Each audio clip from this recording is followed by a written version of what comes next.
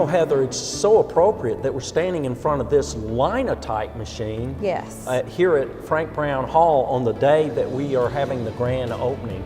You know, it was purchased by the original owners of this building, the Columbus Ledger-Enquirer, in 1950, 5 years before I was born.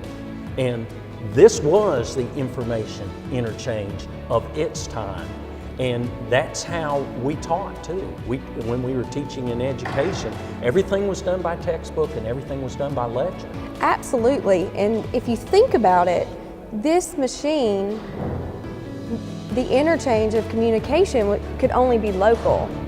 And in classrooms, things were only printed one-sided. And this is what your classroom would look like.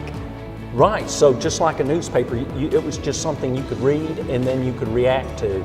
I know that now, when we are talking about education, we're dealing with global education in a really complex environment, multiple variables, some of them we're not even familiar with, impact what we do as educators. How does that impact what you do in your role here at Columbus State University?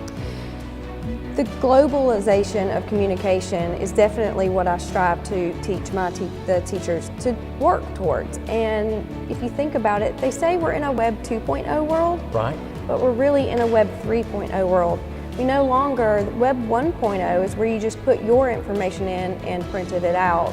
And Web 2.0, when computers were online, then they were putting information in and getting feedback received back. And then I think we're in a Web 3.0 world because we're not only putting information in and getting it back, we are also communicating and getting information from around the world and having learning communities and Skyping across the world and learning what different cultures are and how they teach and comparing it to our society here. So I was preparing my online course this morning, and I think I'm still a 2.0 guy. I mean, I think I'm still preparing to put out information and maybe get some information back on the discussion board. What would your advice to me be going forward in this new world, this new information interchange we're involved in? One simple way to do that is to open up a Facebook account and keep it private, and so that no one can see it but you and the members that you allow in. Oh, wow. And so from there, you can have communication within that feedback, and it's instant and it goes to the students.